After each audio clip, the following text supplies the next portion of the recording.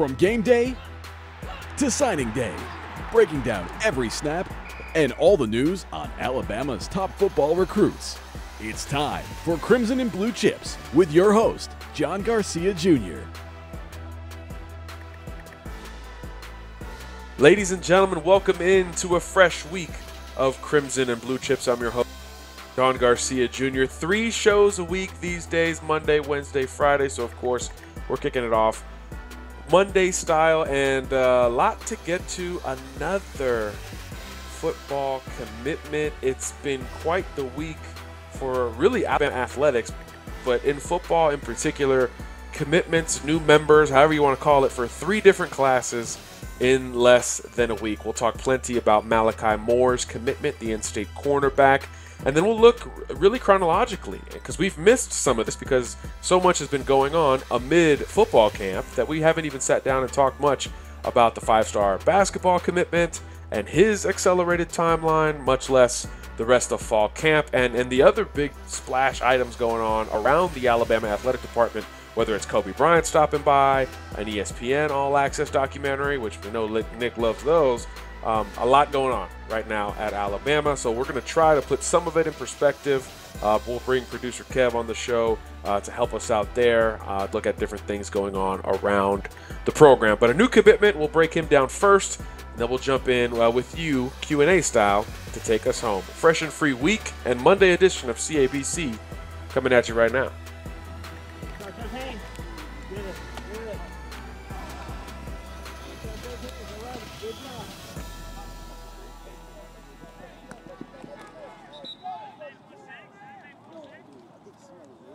Another day, another commitment for Alabama. Bright and early Monday morning, the Crimson Tide landed yet another verbal commitment. Malachi Moore, as you see on the simulcast that we're still trying to get used to ourselves, a blue chip recruit in the class of 2020, and yet another Hewitt Trustful Husky on board for Bama. That's 4 at this point. You've got Paul Tyson, the quarterback, Pierce Quick, the right tackle, Jalen Worsham, the 2020 wide receiver. Now the guy who blocks him and guards him every day, Malachi Moore, the 4-star cornerback. And I think when you look at the 4 Huskies, if you will, I think Moore has as much upside as any of them. Maybe we always talk about priority positions on this podcast, right? It's a staple of college football and college football recruiting, and cornerback really is at the forefront of that. I'm biased, yes, but 6 foot, 170 pounds with 2 years of high school remaining. Dad played Division I hoops. This is the makings of a very talented prospect who is already playing at an extremely high level, at the highest level of football there is in the state of Alabama. And if you want to see him work, hey, how good is this kid? You're curious? Just watch football this fall, because in the first few weeks of the season, he's going to kick off, or in the few weeks, I should say, his first game of the season's against the number 1 receiver in the country, and Jaden Hazelwood at Cedar Grove High School. And then later in the season, perhaps twice if they make the playoffs, he's got to cover George Pickens at Hoover High School, because now Hewitt and Hoover, I should say, now in the same football region. So he's going to get tested, but this is a kid who, like I said, he's going up against fellow Bama commitment every day in practice in Jalen Worsham. Oh, and then on the other side of the ball, at wide receiver, Hewitt Trustful has an Auburn commitment in Javarius Johnson, so there's really no reps off for Malachi Moore. Actually spent Wednesday at Hewitt for their first day of full pads, and the dude was gassed. I mean, he was running around with these receivers, holding his own, more successful against Worsham than Johnson, but this is a legitimate cornerback, long, athletic, physical, and maybe most importantly, at this early age, he is confident. You know, that's really the one trait that you don't see in a 15, 16-year-old corner. Again, especially given who he has to face each and every day. Not to mention the quarterback who's throwing the ball to those receivers is Paul Tyson. So an accurate, consistent type of quarterback. So that's a lot to deal with for anybody. So that means he gets beat on occasion. And like any good quarterback or cornerback or good football player, period, you got to move on when you get beat. And he shows that type of ability. That's something that was kind of a big feature from the Rolling with the Tide all access that we saw last week. We'll talk about that a little bit later, but that was really a big theme for Alabama. They want guys who can bounce back mentally tough, and that's something that Malachi has showed by default already. But he's a technical kid, really good footwork for his size. I mentioned the long arms, and his father, who's still several inches taller than him, that is encouraging as well. I mean, Malachi Moore, by the time he ends up at Alabama, he could very well be 6'1", 200 pounds. He could look like a Josh Jobe, teddy bear or otherwise. So this could be a really big get for Alabama. Obviously, in state, I mean, how about Brent Key also? Hewitt-Trussville alum himself. He's got 4 Hewitt-Trussville Huskies on the commitment list, 2 in 2019 and 2 in 2020. I mean, that's the type of role Alabama is on right now. Top 5 class in the class of 2020, number 1 class in 2019. The 2018 class, if you back with Alacajo, it finished number 5 if you factor him in. So that down class that everybody was freaking out about and thinking, hey, this dynasty is dead, technically the number 5 class in America now. So even the down year with the low numbers, Bama's still top 5. So this is just another day at the office for the Crimson Tide. And really with Malachi Moore, not a huge surprise. But again, although expected, don't let it lessen the impact. I mean, Marlon Humphrey was expected, and that's a pretty big get all the way through, right? So I'm not saying Malachi is Marlon, but there are some similarities at the same stage with that frame, with the athleticism. Now I think Marlon a little bit more explosive, a little bit more polished in his game, technically at the time. But I think Moore has better ball skills and more, is a little looser, if that makes sense. I think he's a little more able to potentially play safety at the next level if that is something that comes up. But what you love about Malachi Moore, other than being in-state, other than being teammates with a lot of big-time prospects, is that he is long and he is already doing it at such a very high level. And if it does end up as a safety projection one day, that's something that he is able to do as a physical player. He already plays a ton of man coverage. Hewitt-Trussville doesn't play a lot of zone. So these are a lot of traits that Marlon Humphrey had. That's what we were talking about, I don't know, 5-6 years ago when Marlon was coming off the board. So another Birmingham kid, another Division I legacy prospect as well. Just fantastic news for Alabama. And again, Malachi Moore, he released an exclusive commitment video. You can watch that on 24/7 Sports. I might have known someone who shot that and that all day Sunday. Check it out. Check it out. You'll see a little bit of a different side of Malachi. His coaches talk about his game as well. And then, of course, highlights, right? And maybe my favorite highlight of that package was a strip that he had. Rudy Griffin, who played at Alabama, he was a defensive lineman for UA. He is the defensive coordinator at Hewitt-Trussville, and that's what he singled out about Malachi. I mentioned that he has better ball skills than Marlon Humphrey at the same stage. Rudy singled that out, and he said, yeah, he's one of the best corners and best athletes in America, but it's the ball skills that separate him. And in this day and age, we talk about the pass-heavy offenses, the pass-happy college football in general. Turning the ball over is premium, and it's not just interceptions. You think of big-time playmakers, and stripping the football has become a big part of that as well. And Malachi Moore, maybe his signature play, the Buckhorn quarterback scrambling, looking like he's getting a first down. Here comes Malachi, sees the tackle, strips the football, and recovers the football all in one shot. It's kind of like he was doing a drill and executed it to perfection. So you like that confident kid, swaggy kid, if you will. So I think he's got a lot of room to grow, but he's already shown quite a bit with 2 full high school seasons remaining at that high 7A level in Alabama. So big get for Bama. Shocker, I know, but Malachi Moore officially on board for your Crimson Tide.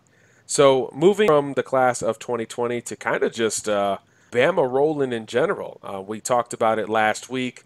Alacajo, 5-star from the class of 2018, officially enrolled. If you've been on Twitter over the weekend, you've seen him participate in drills, and he is working with the inside linebacker, something that we would have projected considering the need there for Alabama. He's working behind Dylan Moses, Mac Wilson, all those guys. So that happened, Wednesday of last week. Then Thursday of last week, as we had Brian Doan on to detail, Darian Dalcourt, the 4-star offensive lineman, makes a verbal commitment to Alabama in the class of 2019. And then you go to hoops and Avery Johnson, and hey, look, we're a football podcast, but look, a 5-star jumps on board, you got to at least mention him, right?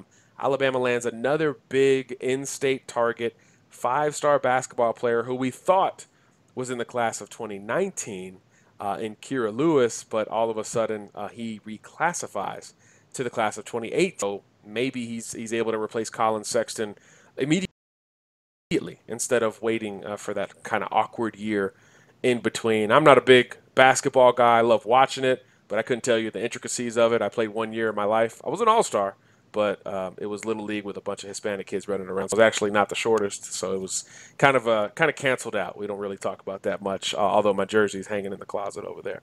But our producer, our esteemed producer, Kev, actually is a very good basketball player. I'll admit that he's better than me in our many one-on-one battles over the last 10 years. Played multiple years in high school. And this guy, even though he's a big man, he thought he was a guard. So Kev, why don't you jump on here and tell me a little bit about Mr. Lewis. Obviously, a 5-star in basketball is really a bigger deal than football because one player can really change your culture. But what makes this Lewis kid that type of talent, at least from where you sit? Yeah, he's a 5-star guard from Alabama. I think he could kind of help replace Sexton, who got drafted by the Cavs. His game, it's kind of old school point guard. He's more of a slashing point guard. The couple of highlight videos that I watched, there's way more slashing than shooting, and as a player, I like that. But yeah, he looked kind of old school point guard, like a lot of slashing, a lot of dishing. So maybe not as score first as Sexton was or is. Yeah, I definitely think he's probably more of a facilitator. But 5-star point guard, Alabama gets a 5-star point guard. It's pretty big for the program. Yeah, so that was Friday. So we skipped over another basketball guy who certainly would have been a 5-star if the rankings were a thing back in the day. Kobe Bryant. Yeah, Kobe stops by. Kobe stops by Alabama, seemingly at random. I don't think I've seen anything with him elsewhere. So he stops by to talk to the team about just Kobe type of things, leadership, discipline, loyalty, a lot of things that are pretty heavily crimson tinted. I was thinking about this over the weekend because we didn't talk about it on Friday because there was so much going on with the Dalcourt commitment, and again, we're a football show, but Kobe has got to be the most Bama legend ever to visit Bama in terms of, obviously he didn't play there, but just in terms of what makes Kobe great are some of the same things that make Alabama so great right now in college football. First of all, dude is a dog. I've never hated a player early in his career like I hated Kobe Bryant, and it was because he was so darn good and he knew it. But then as I got older and Kobe got older as well, obviously you that hate turned into respect, and then respect turned into wow. This is one of the greatest humans to ever pick up a basketball because of how many things he was good at. When you're a little kid, you're not worried about Kobe playing great defense. You don't even pay attention to those things. But as you get older, you see all the intricacies he dealt with. You see the injuries, the adversity on and off the court that he overcame. And this is a kind of a tough, hard-nosed, dog, alpha mentality guy, Mamba mentality, I guess. Very, very reflective of Alabama, and I think that is something that is a clear parallel to maybe why he was brought in. Because once Kobe got to the top, everybody else was trying to get there in the basketball world. So I think that was a very kind of Bama type of guy to bring in, and then the exclusivity of it. I think, like I said, we hadn't seen Kobe going anywhere else, and now we don't know a ton from that meeting. We've seen pictures. Alabama Athletics put out some very simple quotes and examples and samples of what Kobe had to say, but it's kind of a, hey, Bama's just unleashing this thing out of nowhere type of deal, much like we've seen Alabama do in the arms race, that is the facilities in college football, different things like that. So Bama always tries to stay a step ahead if at all possible. But maybe the most Bama thing about Kobe is just how much he's hated, but as I said earlier, respected. So I don't think he's hated as much now as we all got older, I guess. But at one point, Kobe was easily the most hated player in the NBA. But as that hate was quantified and magnified and time went by, it turned into a very clear respect. And I think I would like to think that's true of Alabama as well, where most everybody would agree Alabama's the most hated team in America, but it's because they've won so darn much. So people hate the narrative that Alabama can get back to the mountaintop, climb back over the mountaintop. It's the same reason why every single time Alabama shows a lack of judgment or a lack of consistency, one loss here, a turnover there, everybody is so ready to say the dynasty is dead, right? Just like with Kobe. And what does Kobe do his last game? I mean, my man dropped 60 points to go out. And I don't know when Nick's last game will be, Nick Saban I'm speaking of here, but he's going to go out like Kobe.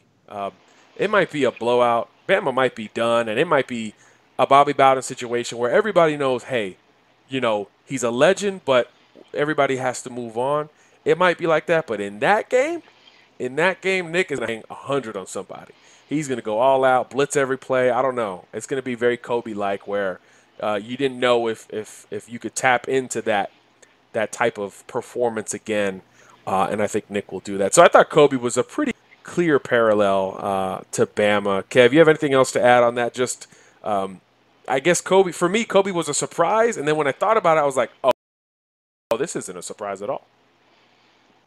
Yeah, the more I thought about it, the more I was definitely agreed with you. I thought that it was a great person to have in there. I too was kind of confused by the whole thing when I started seeing stuff on Twitter, like Kobe was in the building and stuff like that. It was definitely like, why is Kobe in the building talking football? But then as I thought about it, I was like, you're right. Kobe's definitely Bama in basketball. He always had that killer in him. And I think, like you said, I hated it. I hated Kobe when I was younger, and then like as you get older and you realize, like, man, this really is one of the best people to ever play basketball. Just the way he played and the way his toughness, and I think they talked about it a lot in the like we'll get to, but they talked about it a lot in the Rolling with the Tide. What's it going to take to break you? And people thought Kobe was broken after the Achilles, and what he do? He came back. He played a whole nother year. Like that dude shot free throws with a popped Achilles. Two of them. He shot 2 free throws. Did he make both? I think he made both. I think he made both. I'm not gonna 100% on that, but I'm pretty sure he made both. He walked off the court. Unlike some people get carried off with cramps and stuff. We won't say wheelchair names, wheelchair it out for some leg cramps. And Kobe's, the loyalty aspect as well. I think every Bama player that's played there, at least definitely under Saban, is, they're loyal. All you hear them talk about is Bama. Like, they're Bama guys through and through. Kobe played his entire career with the Lakers, unlike other people as well, switching teams and stuff. But a little shade at the new Laker. Yeah,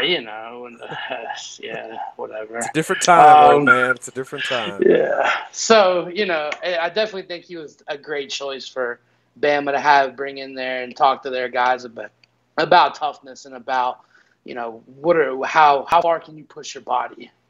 Yeah, that was pretty.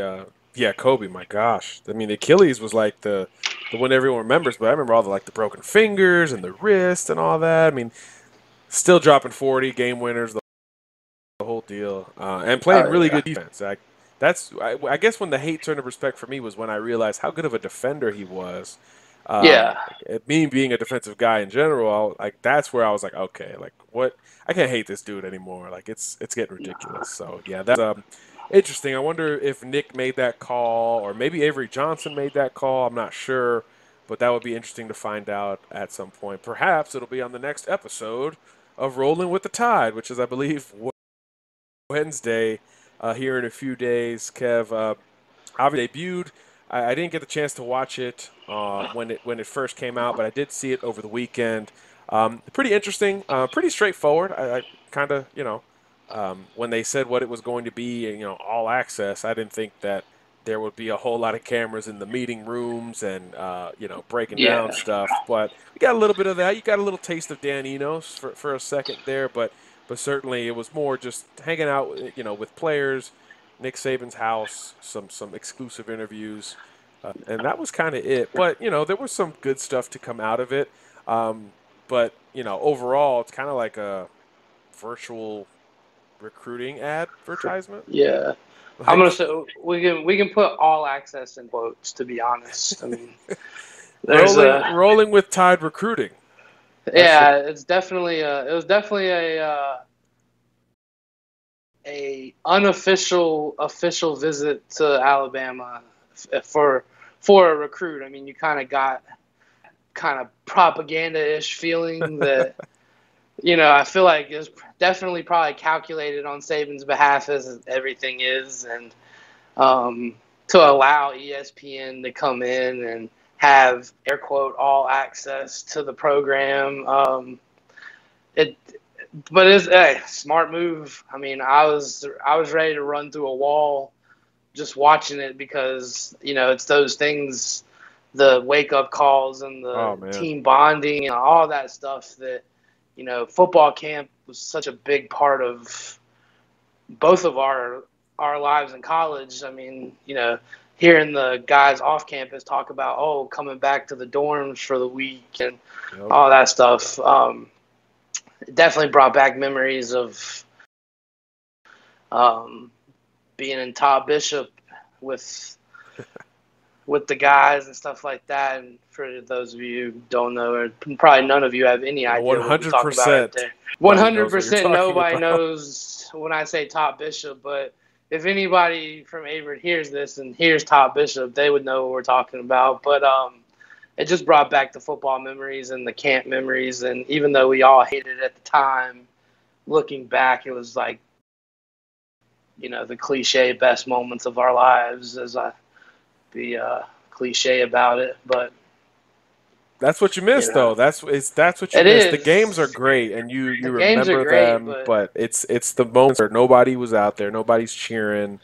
That's the grind. That's the work you put in, and that's definitely the part I missed most. And yeah, that was cool. That's always cool. I'm always a sucker for that stuff, man. Hard Knocks every year. It could be freaking Toronto Argonauts, and I'm watching that thing. Like I'm all in. I don't even watch a lot of TV, but I'm watching Hard Knocks. I want to see that. I want to see kind of the blood, sweat, and tears put in. So that was cool. I thought that was a really cool deal. And then there were some surprises. How about Jonah Williams talking?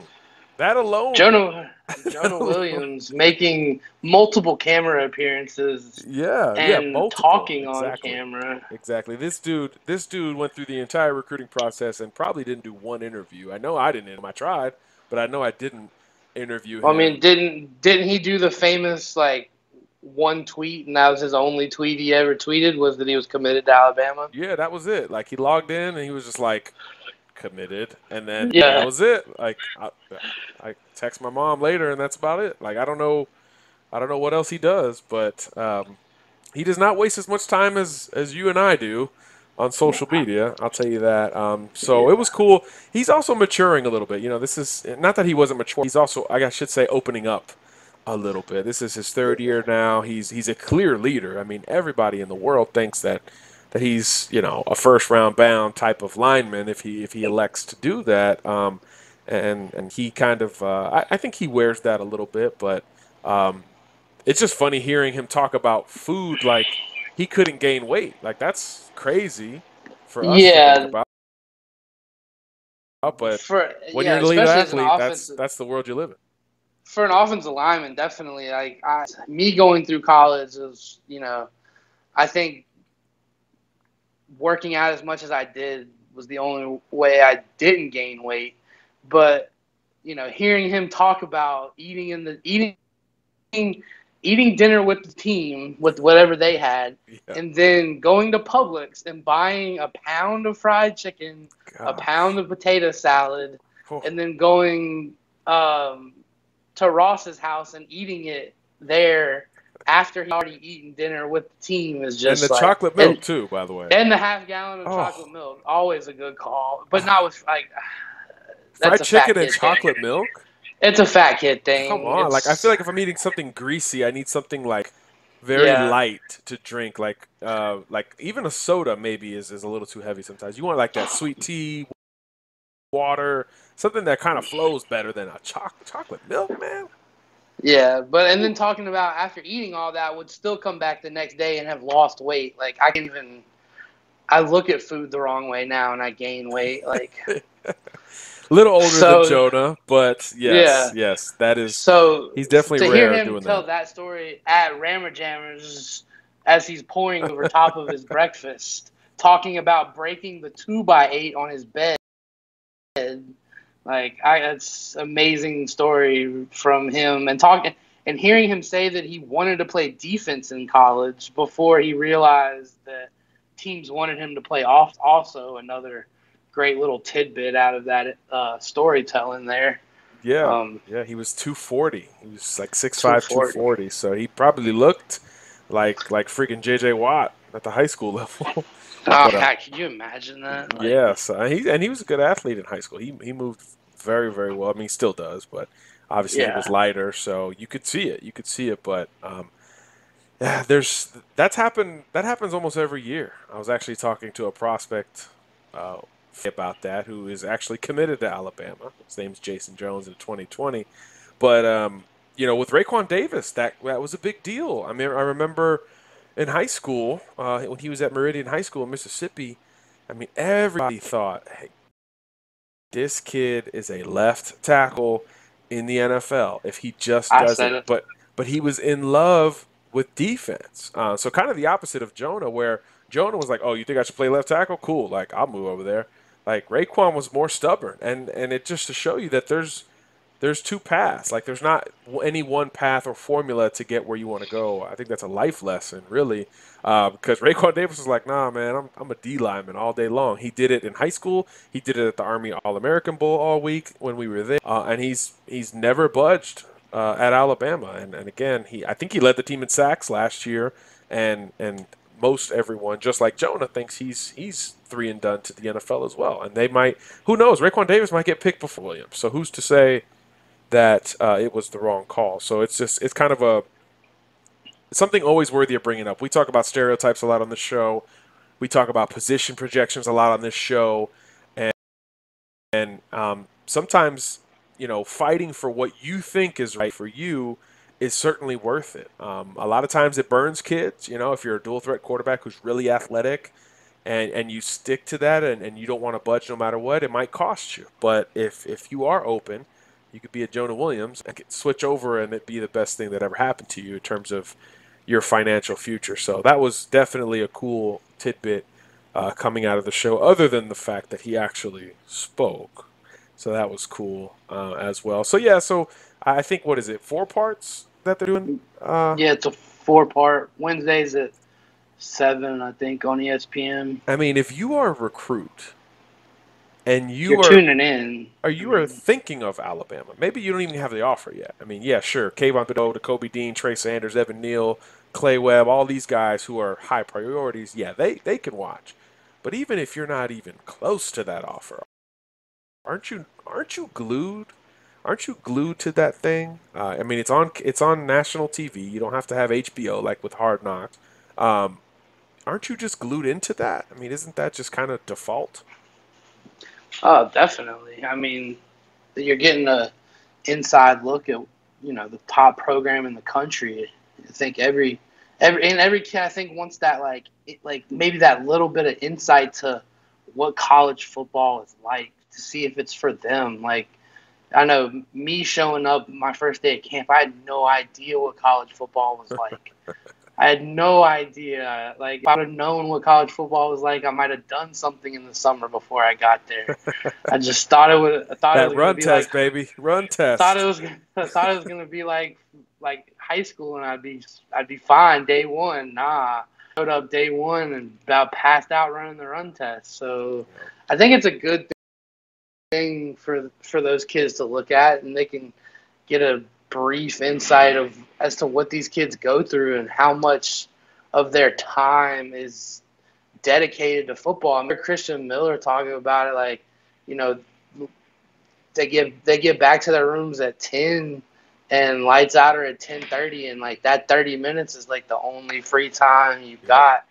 And I mean, I know about it. I mean, talking about trying to find that nap during the day, about whether it's on the floor of the locker room or in your like, locker. I'm just gonna stay here because I got to be back here in 40 minutes anyway, and eat something in between. Yeah, like try to get through the lunch line as quick as possible, just so you can end up maybe with a 30-minute nap on the floor in the locker room. Like, that's if somebody isn't trolling you, which is impossible. Yeah, exactly. So they probably have sleep pods at Alabama. They probably have. I'm sure they do. That's probably the next wave. Like, oh, this is the napping room. I know they have that at Oregon, so I'm assuming Bama has it. Or maybe, I know Clemson has a nap room too, where they have a bunch of bunk beds. Yeah, so that's again, the arms races. It's like everyone's trying to catch Bama on the field, but everyone's trying to catch everyone else off the field. Off the field. Every day it seems like, oh, we're unveiling something at school X. Yeah. Like, okay, cool. And then like the look into the Mal Moore complex that you get from the show. I mean, we were there 3 years ago, and that place looks almost nothing like what we saw 3 years ago. Yeah, and it was brand new. And it was brand new then when we walked through it. Yeah. Like, that's right. Yeah, kind of. I just wonder if Saban's office still looks the same. Yeah, I'm gonna go ahead and say it does, because that thing looked like it was on a pirate ship from the 19 or the 18 something. I don't know, probably before that. It was magazine worthy. It was like Pirates of the Caribbean. How about the shade from Nick? Speaking of that, I mean, you know that Nick knew those cameras were rolling and that this was going to make the show. I mean, Nick knows. Nick knows when he needs a viral quote. Nick knows when he needs a quote to put everybody on notice. And Nick was rattling off the schools that had his disciples leading their program. He started going on Georgia, Tennessee, Texas A&M. That's just in the SEC. I mean, he could have really widened that thing out. I think he mentioned Oregon, actually, with Cristobal. Yeah. I mean, what an opening. I thought that was the most captivating thing, is he was just like, everybody wants to know how we do what we do. So much so they're hiring my people. And it's not just the guys who are head coaches. Look at any of those staffs. Oregon's got, Bobby Williams and other guys who have been on Nick Saban's staff. Obviously, Tennessee's got a bunch of dudes who came from Alabama's staff. Same thing with Georgia. Florida has guys. I mean, it's every single school seems like they try to pluck somebody. Can I pluck somebody?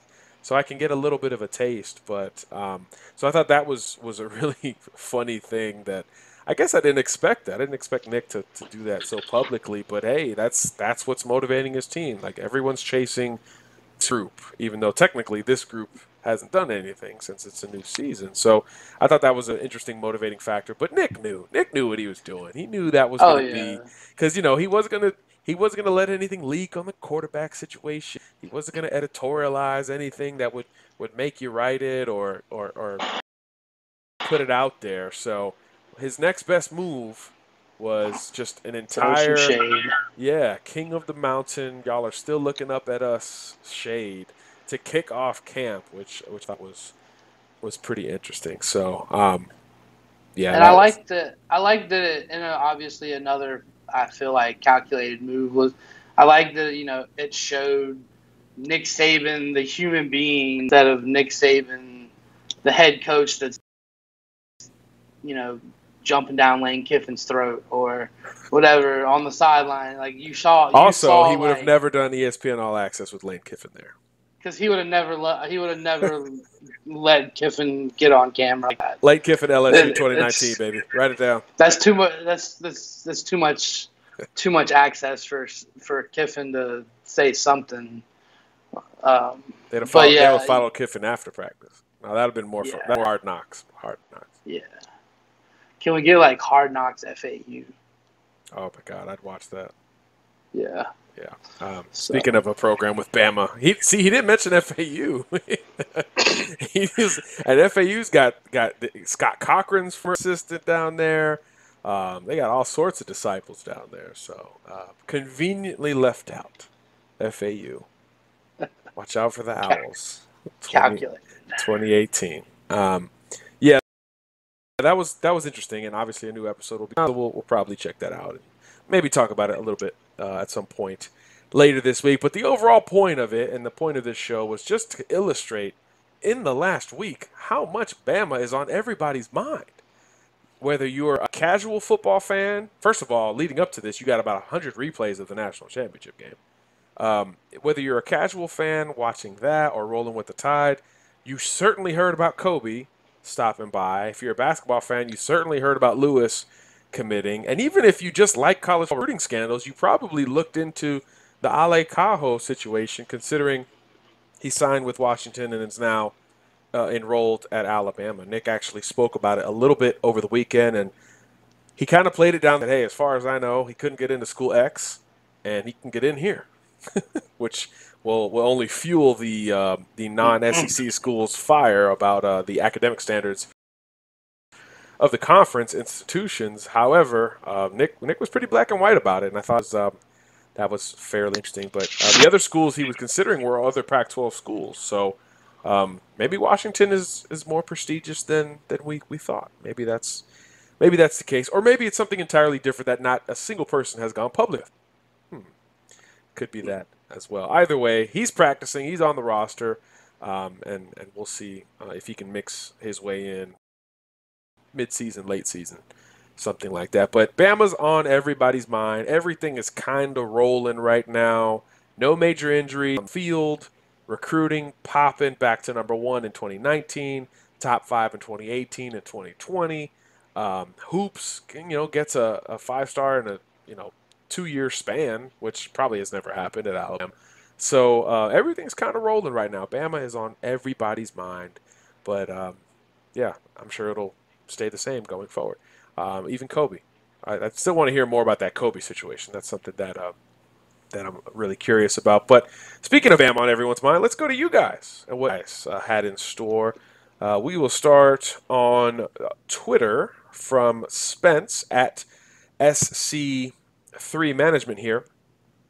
He says, why does it seem like the 20 Bama class is not the normal big game 5-star and 4-star recruiting class? This class seems like it consists of a lot of 4-star mediocre players, quote, or parentheses, not saying they're not talented, but average.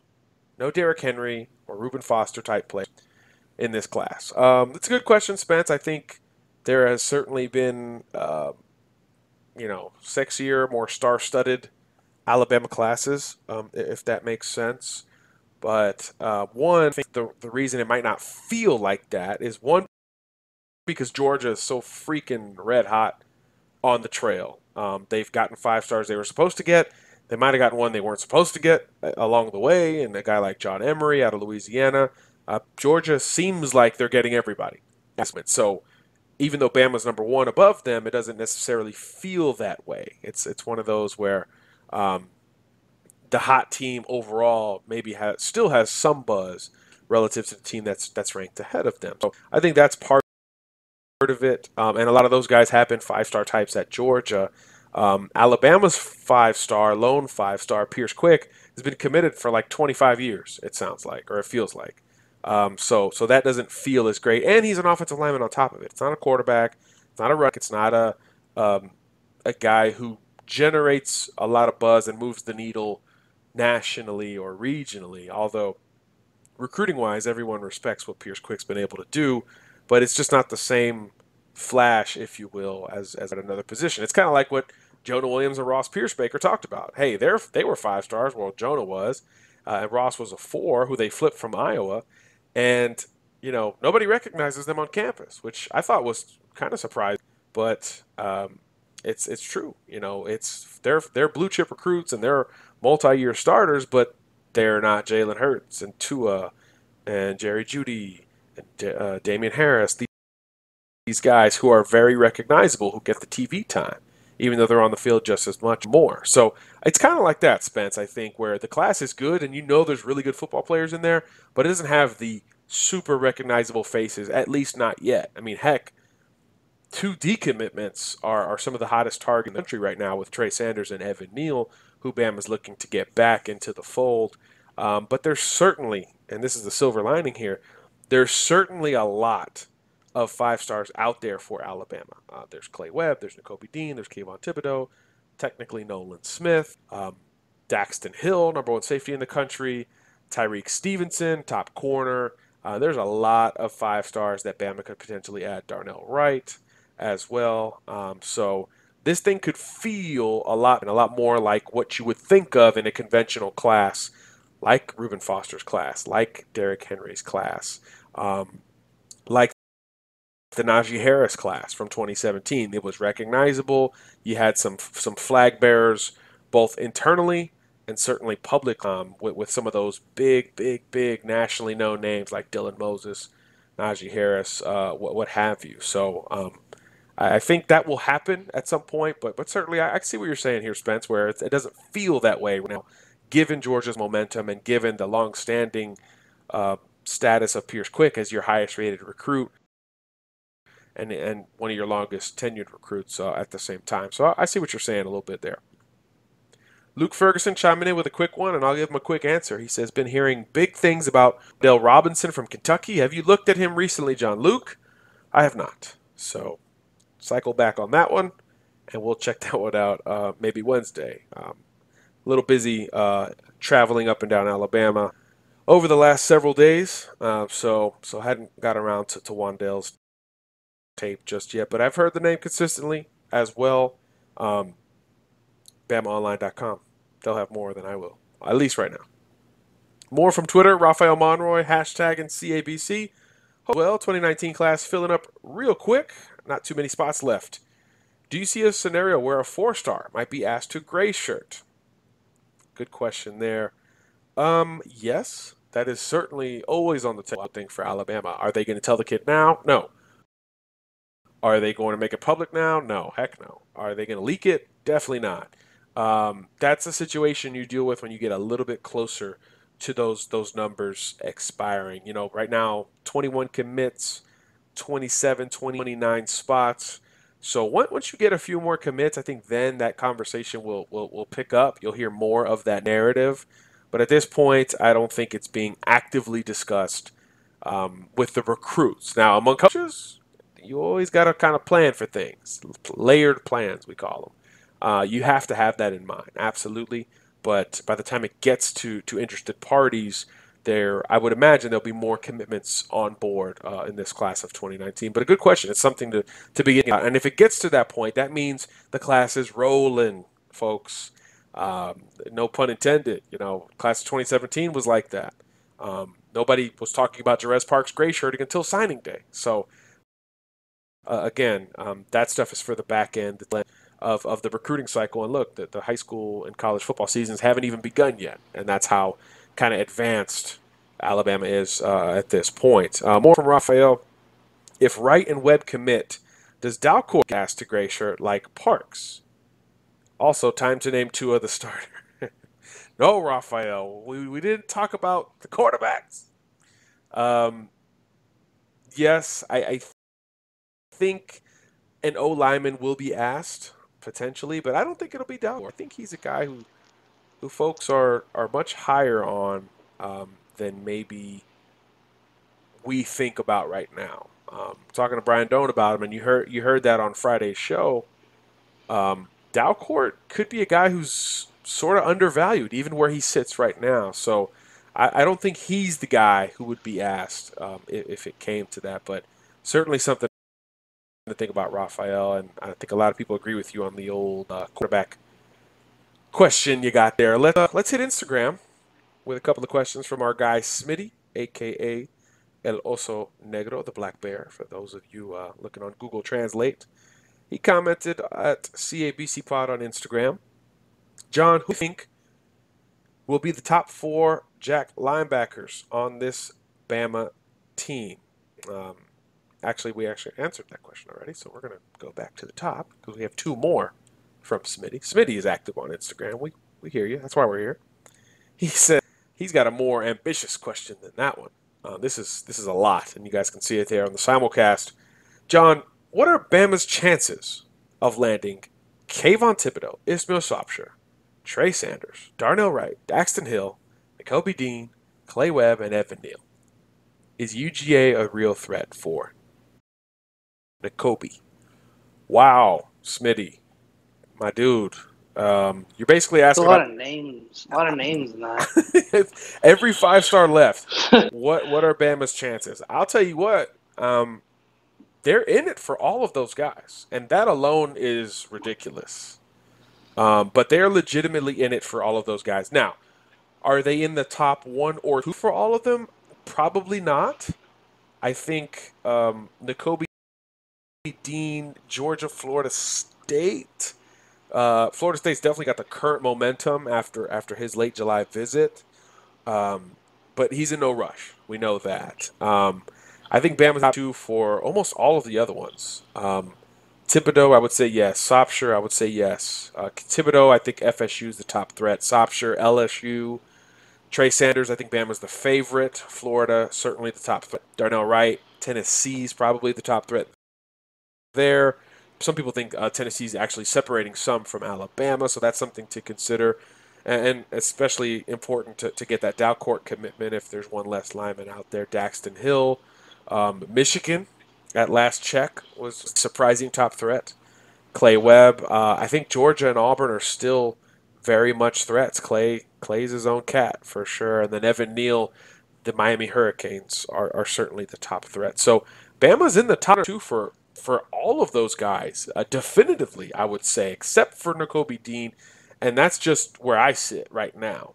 That one has fluctuated, and it will continue to fluctuate because the kid is making a very late decision. He's several months away, 4+ months away, from a decision with several official visits left. So that one is going to change. Nobody expected him to go to FSU and his mom to say, hey, if I'm signing with Taggart and the Knowles. Nobody expected that. So there are curveballs ahead in recruiting for guys. So we'll see how it plays out. But interesting thread with some of the common schools that Bama's going up against. For every Michigan, Tennessee, LSU, how about Florida State being a legit threat for 3 of these guys? That's sort of surprising, I would say. I think, again, threat and actually landing the kid, 2 different things, but that's something I wouldn't have expected to say with all 5-star type guys. And from the Florida State, they're all out of state as well. Kayvon Thibodeau, California, Nakobe Dean, of course, Mississippi there as well. So the Knowles doing some things. Evan Neal still technically talking FSU to a degree as well. So interesting there. But I think Bama's got a good chance for all of these guys. It's not going to land all of them, Smitty. I'm sorry to tell you. Bama will not land all these guys. If they do, I'll eat it. I'll admit defeat, if will. But I'd be shocked if Bama landed all of those guys. But if they can put a dent in that group of, let's see, 1, 2, 3, 4, 5, 6, 8 guys. If Bama can land 3+, you're talking about an all-time type class. And there's a real possibility of landing 3+ of those guys. I would say Trey Sanders, Evan Neal, Clay Webb, those 3 are your best bets right now. Those 3 would be penciled into my personal class right now if I had to make a projection. And then you have to see how the season plays out for Nakobe Dean, Ismail Shropshire, probably Daxton Hill, because it looks like it's going longer than expected. So you might have to wait a little bit longer than you initially thought there. But if you're Bama, you got to like your chances going up against Michigan for Daxton. So good question, Smitty. To be determined. You could almost ask that every pod. Hopefully you don't, but you could almost ask that every single pod. Kev, you got a projection for those 8 guys? Any you disagree with me? Anybody you feel like Bama's in better shape or worse shape for out of that group, or is there a lost cause in that group? No, not really. I agree with most of what you said. I think that the surprise out of the group was, like you said, Nakobe to Saturday Night Live with Florida State. I think people were feeling good about him, but then he took that trip. Then, of course, Clay's his own. Clay's his own. He's his own guy. Yeah. Oh yeah. I still think that he's probably, like you said, he's probably in that top 3 for best bets out of that group to be in the class. And Evan Neal, I think, is another good one to pencil in, along with his IMG teammate Trey Sanders. A lot of Florida with Trey, but I think Bama still gets him, even though Florida brought his brother in to play linebacker. I still think he's winds up in the Bama class as well. Yeah, that'll be a huge blow to Dan Mullen and company if and when it happens. I wonder, and we should pose this question to Bama fans, Kev. We can do it on there later today. If it came down to it, and this will be very interesting because in-state versus out-of-state, tackle versus interior, former commit versus potentially future commit. If it came down to one spot on the O-line, are Bama fans taking Evan Neal or are they taking Clay Webb? Because if you look at this class right now, it's a really strong O-line group. Okay, obviously Pierce Quick at tackle. You got Tanner Bowles on the other side. You got Dalcourt on the interior. If the class is, am I forgetting one? I might have been forgetting one. If the class is smaller and one less O-lineman than maybe we think, maybe you have to pick and choose there. Obviously, Darnell Wright's still in the conversation too, but I wonder if it came down to one or the other. Do you go with maybe the center guard or do you go with the tackle, who maybe has yet to proven on a consistent basis he can play tackle as much as the other has proven he can play on the interior. So let's pose that question later on this Monday. We'll poll that. Yeah, we've got some good poll reaction. Of course, last week asking who you'd rather play and defeat in the Natty, and Ohio State came out guns a in that poll. I was really expecting Georgia, but Bama fans can surprise us, so let's see. I would expect Bama fans in that poll, I'd expect them to pick Clay off of familiarity, but when you think about it a little deeper, if you go watch Evan Neal, I mean, yeah, I don't know, like, and it's I tough. think that I think that by adding my man out of the DMV, I think, you know, he's a guard center type kid. I think maybe they're doing that, you know, as a preparation for not getting Clay, maybe. But he does play center. That's true. Yeah. So, you know, maybe that's a preparation of, you know, what if Clay doesn't end up in the class? Well, now you have a 4-star that can play center as well. Right. So I think Evan Neal, in my opinion, I mean, Evan Neal's the more important in that group, but I still think Clay there's a good chance for him, and I agree with you. I think that it's going to be an awesome that's asked to gray shirt. Yeah, and of course, Bama fans are killing me right now. Amari Kite is the other O-lineman committed, who may be the best one out of all of them when all is said and done. But yeah, he don't talk much, so we forget about him sometimes. All he does is protect Talia Tengovailoa's blind side. No big deal. Yeah. So yeah, it's gonna be I think it'll be an offensive lineman because there's so many quality ones in the class right now with so many more quality potential come into the class. So yeah, if you can keep one of them by asking them the gray shirt, and get the other ones in, I think that, I think the O-line is where it'll happen because, let's be honest, there's some quality O-linemen still out there. Yeah, 3 5 stars. I mean, that. I don't think that's true of any other position. I would actually guarantee that's not true of any other position because running back, there's only one remaining 5 star, and that's Trey. Safety, there's only one 5 star. So the only position where there's even 2+ uncommitted is O-line. So yeah, that would be quite the situation for Alabama. Again, a good problem to have, and that's what Bama's got on its hands in one class. But yeah, that'll be a good poll. I'm curious to see what Bama fans think about that. And we'll get to the other Smitty question here, as Smitty sparks a lot on this pod, and we thank you, sir. He said he's going to the West Coast here. He says, John, if Bama adds defensive tackle Siaki Ika, defensive back Noah Pola-Gates, which of the other top targets do you see rounding out the group? So you asked about the 5 stars, so now you're asking about some 4 stars. I see where you're at here, Smitty, covering your bases. Yeah, defensive tackle, it's kind of like O-line we talked about. It's going to be a strong class no matter what.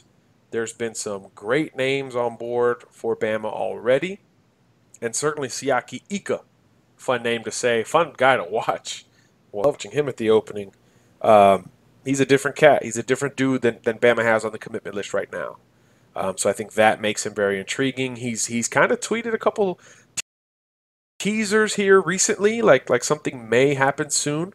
I don't know if that's great news for Alabama, but Bama has long been considered the school that has the best shot. So we'll see if somebody else's momentum maybe is working behind the scenes there. But Bama could certainly add him. And then Pola-Gates, we've talked so much Daxton Hill at safety. Noah Pola-Gates, we broke him down on the pod a few weeks ago. This is a baller. This is a versatile 5-tool defensive back. He can run, he can hit, he can cover, he can affect the football. He can even play in the box. So there's your 5 tools. He can do it all. And I think that's obviously of the highest compliment there. So if Bama adds those 2 guys, which maybe means they didn't land Ishmael Sopsher or Daxton Hill, great consolation prizes, if you want to call it that. Which other top guys do you see rounding out the class? I think you still have to focus on the O-line. How many more does Bama bring in? Is it 2? Could it possibly be 3? Could you say no to either Darnell Wright, Clay Webb, or Evan Neal? I don't think so. But let's just say 1 to 2 offensive linemen added there. Wright is the least likely of the 3. I've already been on record with that right now. But you never know. He's taken 2 visits already this year, and I believe still has an official visit in the cards for Alabama, so don't rule out the Tide there yet. You certainly need a corner or safety or both, and that's, I think, where this class gets tricky. In your scenario, Pola-Gates is already off the board, so you got your safety, but do you continue to aggressively approach cornerbacks? I think you do. I think Tyreek Stevenson becomes that much more important if you have a safety or combo DB heavy type class. We know there's going to be another running back brought in to complement Keelan Robinson, who's more of a change of pace back.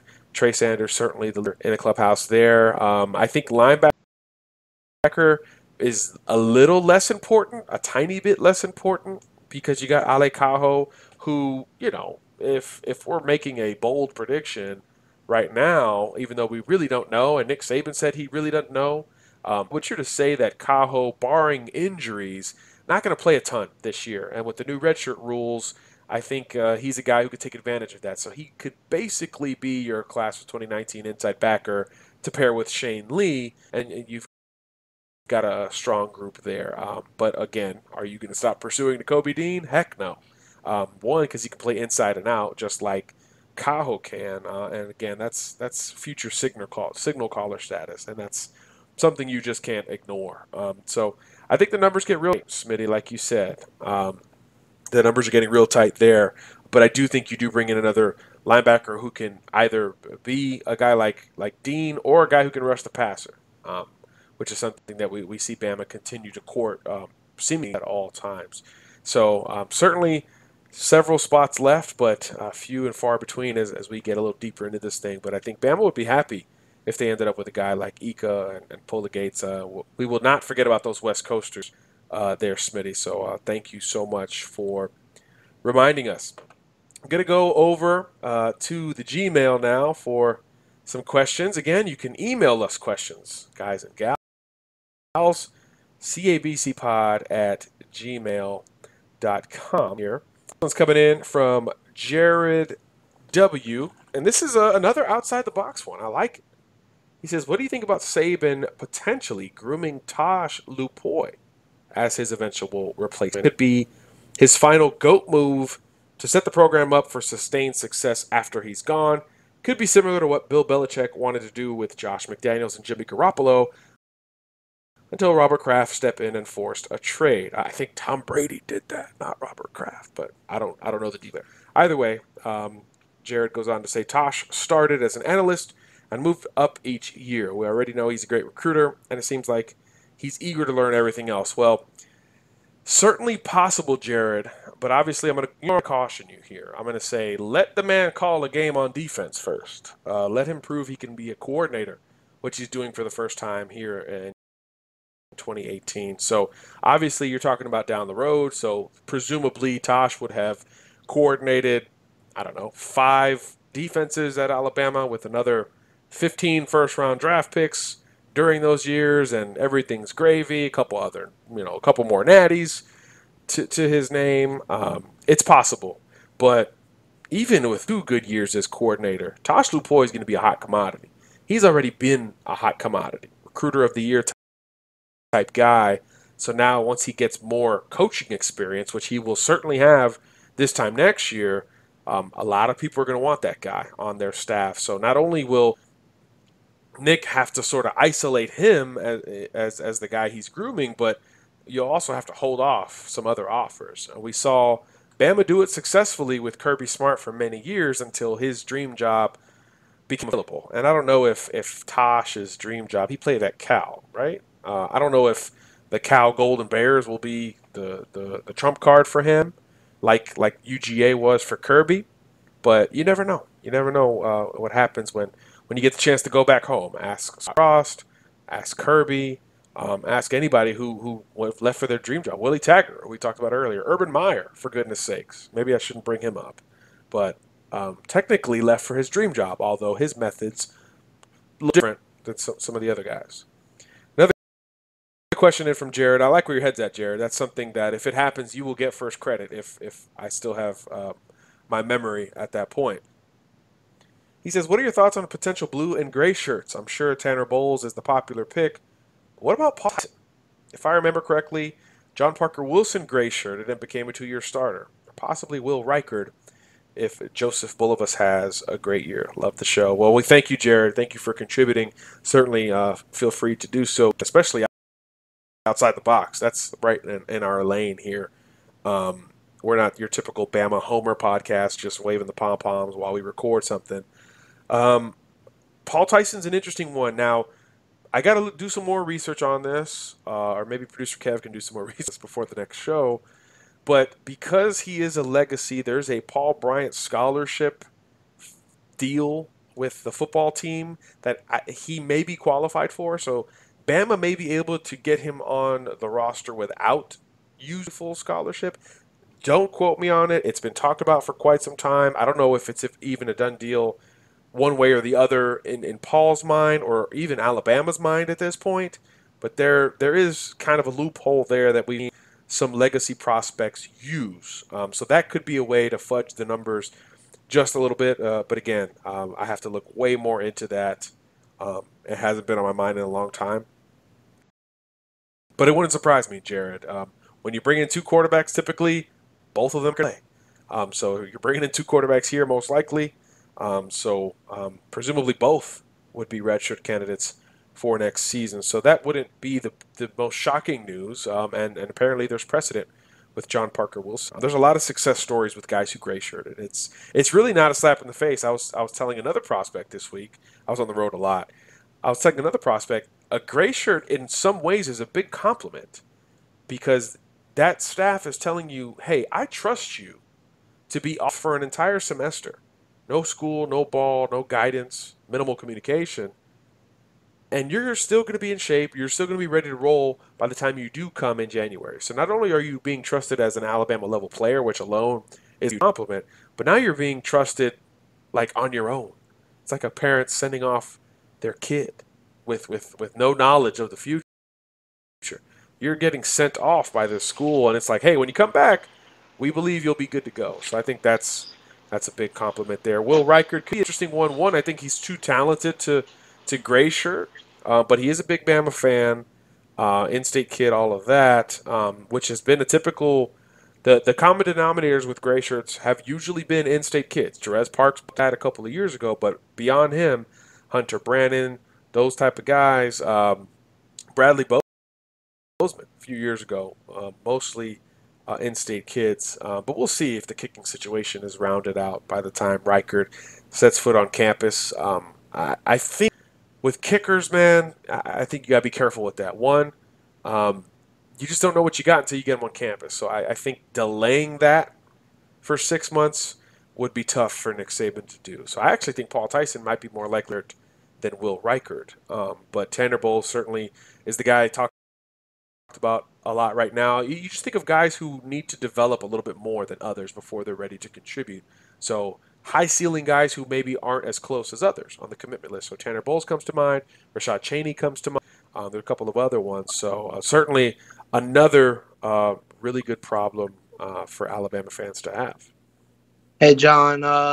So the Bear Bryant scholarship it's available to full-time students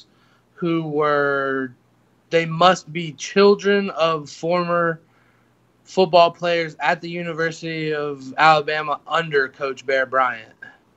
So not Bear Bryant.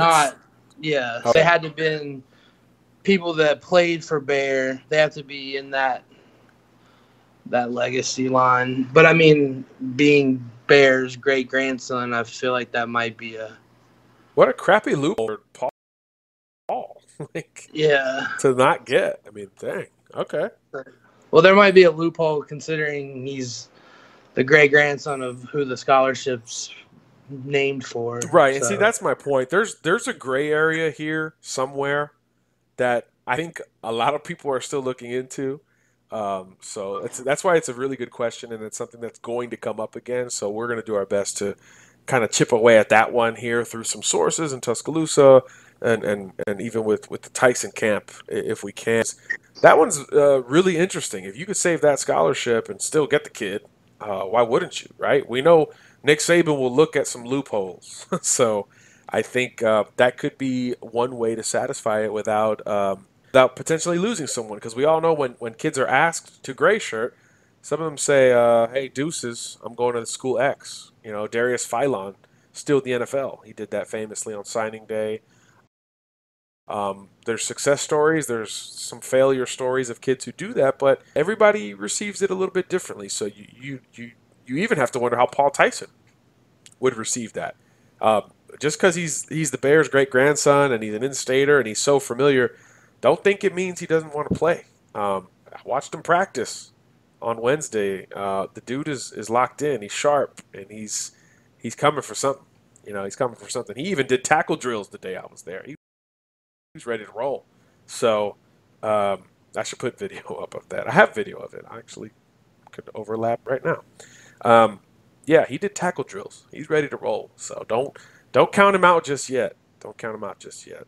So interesting loopholes to look into. Interesting outside the box questions from our listeners. You guys really do fuel this show. Y'all make this thing go. So we appreciate all of the help.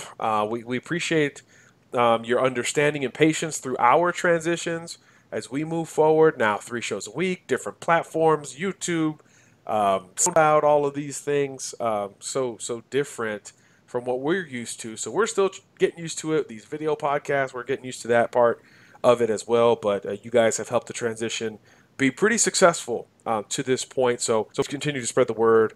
Subscribe to us on YouTube, SoundCloud, all of those things. And of course, we're still on 24/7 Sports and Bama Online as well. So a lot of ways to listen, 100% free as always, and it'll be like that as long as I have anything to say about it. So thank you for listening. Another big week off to a good start. Bama's rolling. We don't think there's more commitments coming, but I didn't think there'll be this many in the last week, so I'll never say never. Until Wednesday, folks, God bless. Yeah, out.